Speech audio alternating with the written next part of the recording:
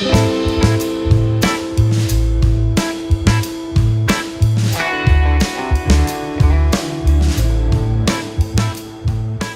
everybody, and welcome to the houseatwork.com podcast. My name is Jim Salmon. I'm a home inspector. His name is Peter Schick, and I am a real estate agent. Yeah, well, welcome back again. We're going to have a great time today talking about the relationship between home inspectors and the real estate agent. How's that? Now, this is a very unique relationship because you're often at odds. And actually, you brought up before the show that a lot of home inspectors, they actually get a lot of their leads through real estate agents too. Absolutely. So it's kind of almost like, I got to kind of take care of my client, but then again, I want to keep getting these leads. Mm-hmm. So a really interesting relationship. We'll be able to talk about that dynamic today. You know, I've been a home inspector since 1993.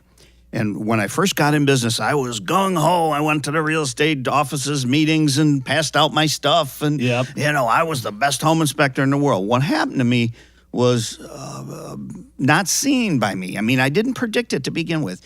It was the better the job I did, the less referrals I got. And that is interesting. I had to decide really quick who my client was. Was it the guy sending me the work, the real estate agent, or was it my client who's paying me? And, I'm somewhat challenged in that aspect because I'm fairly honest. Yep. So immediately it was like, okay, I have to represent my client. There's no question about that. Now, that's interesting because the thing is being able to procure those clients through real estate agents would probably be a lot easier. I think it would be a lot more cost effective. Am I mistaken? Yeah. The derogatory terms I hear all the time is, well, Jim Salmon's a deal killer.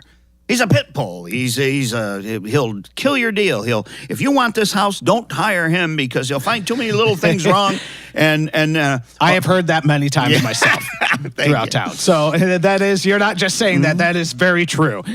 And the funny part about that is, and it happens every week almost, is when a real estate agent's mom or dad or son or daughter or them are buying a house, I get the call. Which means, okay, I'm doing something right. Maybe I'm not.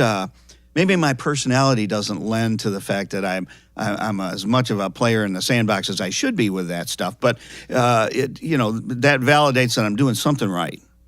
That's interesting. That's interesting. I have to represent my client. It drives me nuts when I'm not. And you feel like many other home inspectors, they don't necessarily do that because they're concerned that their source of leads, their source of referrals, is essentially going to dry up. Well, if they are honest. Absolutely. And that's what happens. So that is the truth.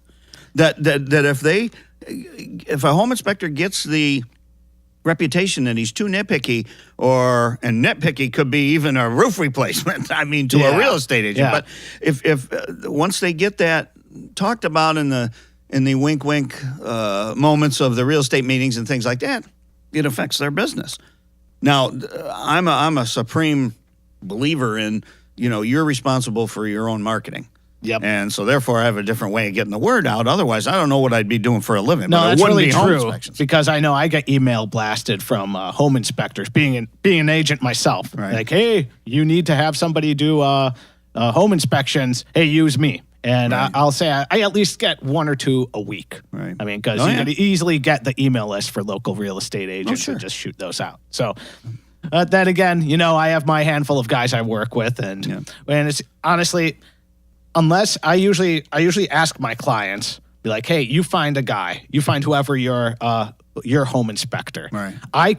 I could refer, but usually they find it themselves. Or you give them a list that has everybody on them, and they can pick and choose their own thing. They could do their own research, and they could go from there. One of the things that happened to me, I became a home inspector in 1993, and we in New York State there were no licensing requirements. Home inspectors were not licensed in New York until 2006. Interesting. And then Governor Pataki signed the Home Inspector Licensing Act, which licensed home inspectors. Now, before you go on, so essentially anybody could have been a home inspector. I could just say, hey, I'm a home inspector, and I could just be a charlatan, essentially, and say whatever pops in my head. Every, in New York State, things tend to happen when they happen down towards New York City. So an assemblyman or somebody down there had a bad experience with a home inspector. Yeah, he got ripped off. We got to license him, But as home inspector professionals, full time,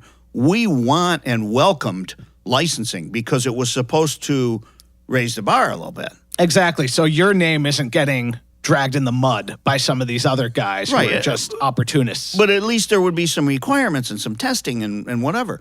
To be a home inspector in New York, you have to have, I think it's 140 hours of classroom experience and then so much field experience. And there are home inspector colleges around that teach that stuff.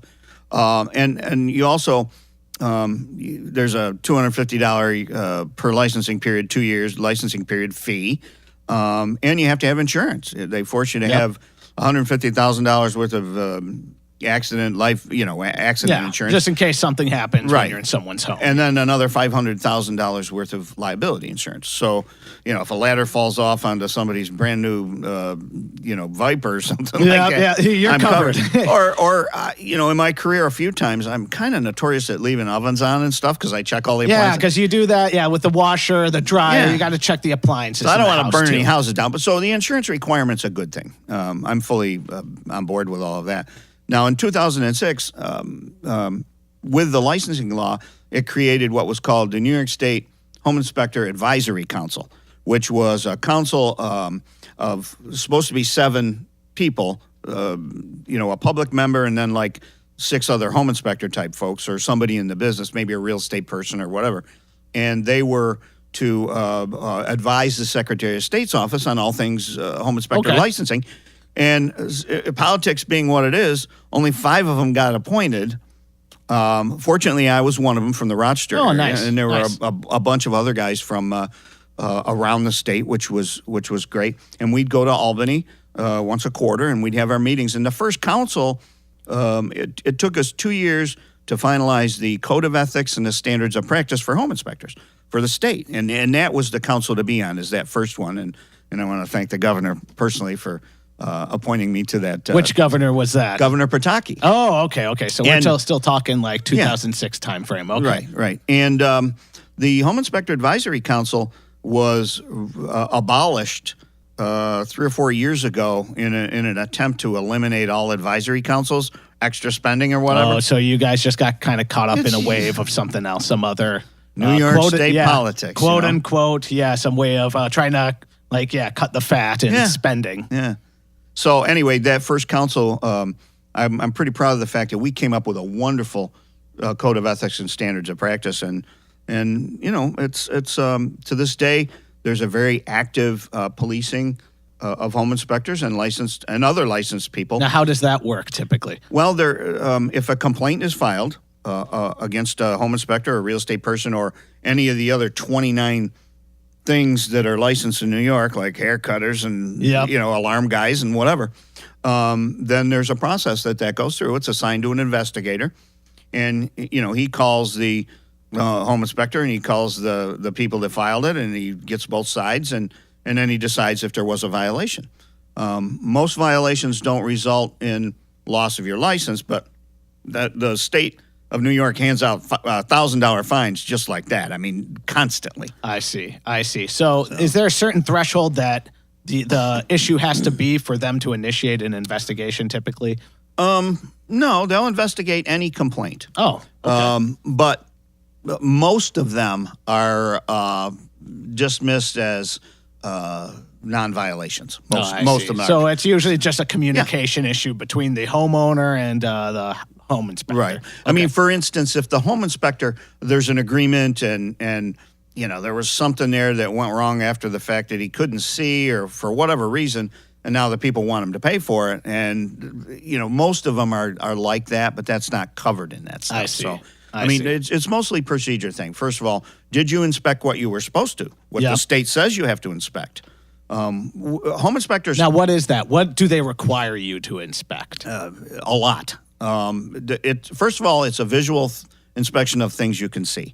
We're not mind readers. We can't see. You can't see through the walls. You can't see the wiring a lot Right. of the times. Maybe you could actually plug something in, see if a socket's working, but you can't tell how the wiring is. But that's the reason to hire an experienced home inspector, somebody with some intuition, because that's where those hidden things get discovered more than not. So, it's I always I teach this course on home inspector ethics, and we place all these scenarios out there.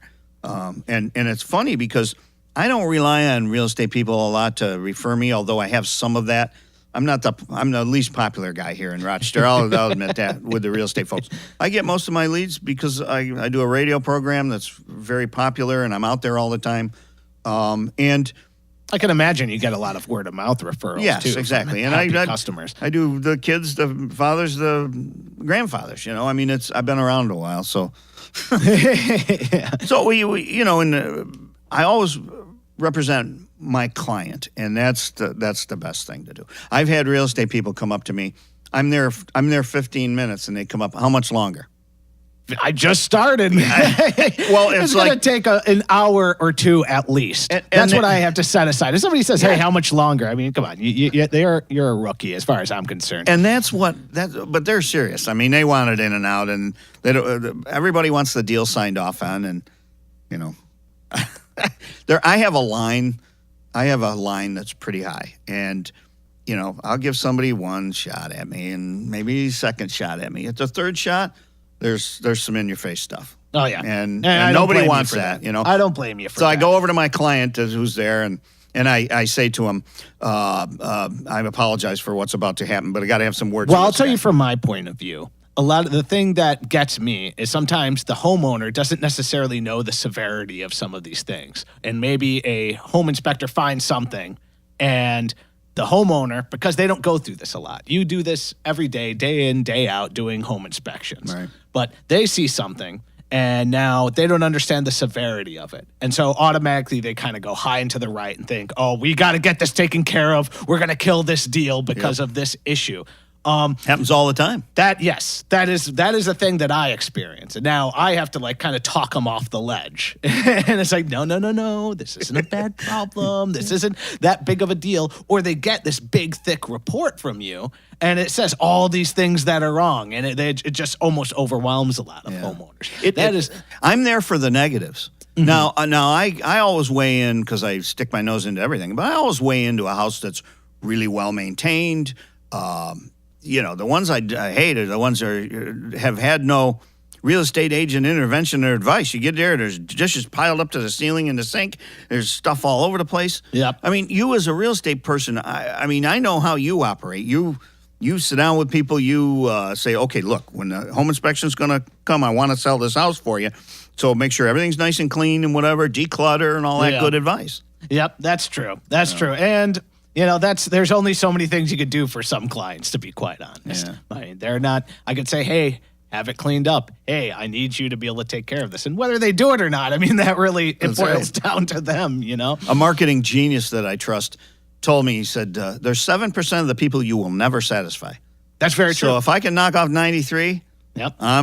There's something that I heard somewhere where it said, to get 95% customer satisfaction, it's like you said, with that 2% that are within that, they're the ones that cost all that extra money. And it's almost like, is the juice worth the squeeze at that point? You're right. And so, like you said, some people will just never be satisfied. I think right now, the percentage, certainly in our area, is about 85% of the people have home inspections. Now, we're in a great real estate market right now for you guys. It's going up. It's crazy. Yeah, I'm seeing prices go really high. At least up here in Rochester, I'm seeing a lot of stuff going on. So the activity. The people that don't have a home inspection, it might be a little bit more right now because things go so quickly. I mean, houses are sold immediately because there's not a lot of inventory. But then again, I don't even know of an excuse where I wouldn't get one. Bingo. See, that's the thing. Like I recommend it no matter what. It's like just do it. Why not? You're going to be able to discover those issues, and you'll be able to kind of cut it off at the pass, and it's better in the long term. I can't think of a situation where I wouldn't tell a client not to get one. I have a brother-in-law in the real estate business, and he's kind of like the family real estate guy, right? So you got to use him. You got to, And he's he's the black sheep of the family. You know how that. No, actually, I am. But so my wife's best friend buying a house, her first house. My brother-in-law's a real estate agent. They're looking at a bunch of houses, and I kept telling her, make sure I inspect that house. Make sure I inspect that house. Brother-in-law goes, this house is fine. They buy the house, whatever. Everybody's all excited. They move in, and I'm helping them move in. And, of course, I always bring my little ladder with me. I pop up in the attic, all charcoal. Massive house fire. Nobody knew about it. All merchandise cleaned up.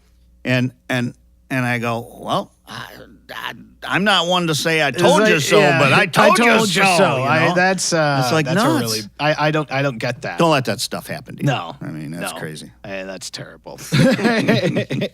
Now I have good relationships with most people in my life.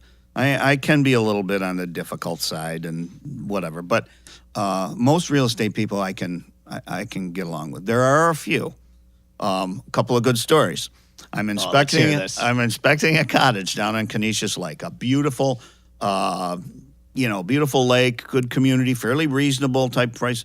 My client and his wife were there. They're great people. We're going through and whatever, and their real estate person was there.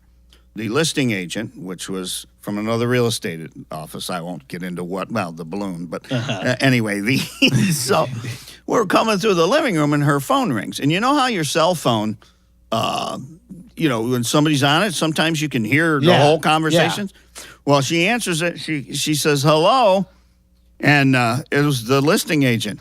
And he goes, we got a big problem here. That Jim Salmon's a minor league asshole. What? And so everybody heard that, right? Oh, was it? It was that loud on the phone, or was it on speakerphone? It was that loud. I break out laughing, right? And I said, welcome to my world. And my client lady turned to me and goes, what was that all about? That wasn't very nice. And so I got to stop and I got to explain that I'm here for them.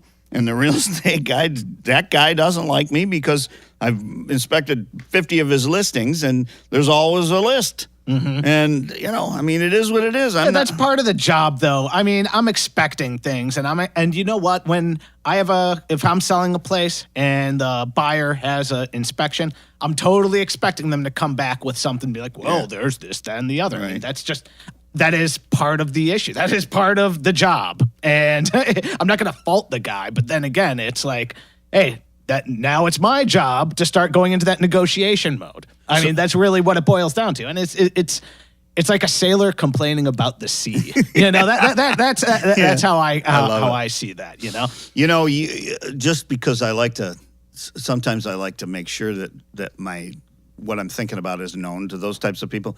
I called the managing broker, and who I know, and I said, not for nothing, but that was pretty unprofessional, and this is what happened, and he goes, this is what he said. Well, you do have a target on your back, and I go, well, okay, I'm done with you. And they spend. The thing is, and I'm not talking about you because you're a good guy, but they spend billions of dollars trying to convince everybody that they're ethical and that everything's right. And one little situation like that, and I had to explain to the poor lady. Anyway, I'm done. I'm done with that rant. It makes everybody else look bad. Okay, it's your turn. Yeah, it is my turn. Like I said, like I was alluding to earlier, the thing that gets me is, okay, we get the report back, and now I just feel like with that report, there'll be some minor things in there.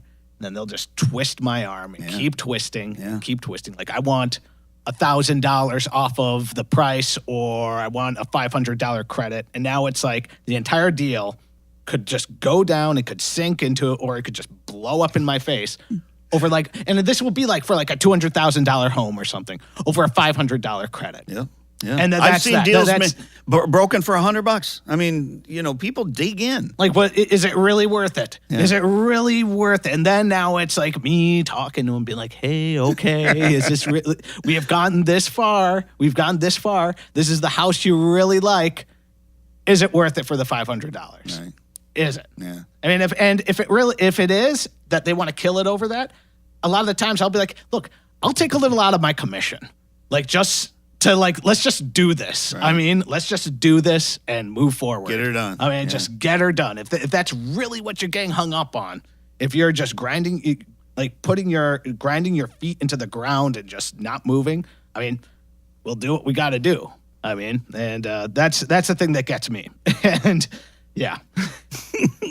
Well, but I know a lot of agents who wouldn't even do something like that. And I've had to do that before. It gets ridiculous. Well, now some of the unethical practices that have gone on here in the Rochester area, some of the bigger real estate companies have come up with these lists of preferred contractor type folks and home inspectors and lawyers and furniture movers and stuff, you know. Yep. Anything like that in a retail setting is acceptable as far as I'm concerned.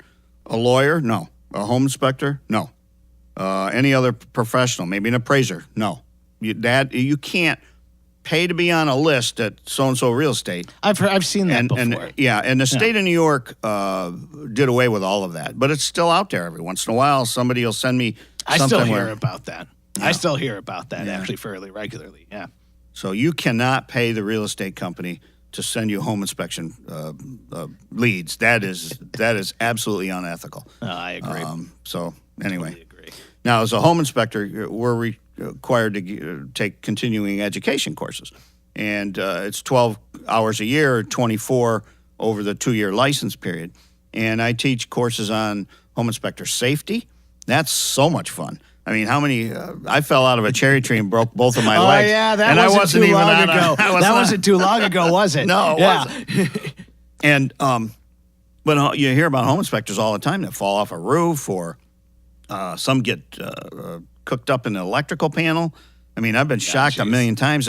Sometimes you open a panel and there's water running out of the bottom of it. Well, they even have those safety courses for real estate agents too, because it would say if you're just alone showing a client or you're going there for a listing appointment, I mean, somebody attacks you or whatever. I mean, I think that happened actually not that long ago where some incident like that happened. So, yeah, we go through a similar thing. All right. I was inspecting a house a few years back, and the real estate lady and I were in the house. It was a vacant house. My client was there, and the guy across the street apparently was the power of attorney for the house. It was an estate, and he somehow didn't know the home inspection was supposed to go on. He comes running in there with a stick, a baseball bat, and he's chasing us out of the house. And this can't even be happening. Wow. You can't make that up. It's but so many bizarre things like that happen. The ones I love the best are, I usually do the outside first, and then I'll go inside and head into do the garage, then into the basement. Then the ones I love the best are you open the basement door, and there's the water level. There it is. Right there. I mean, whole basement's full of water.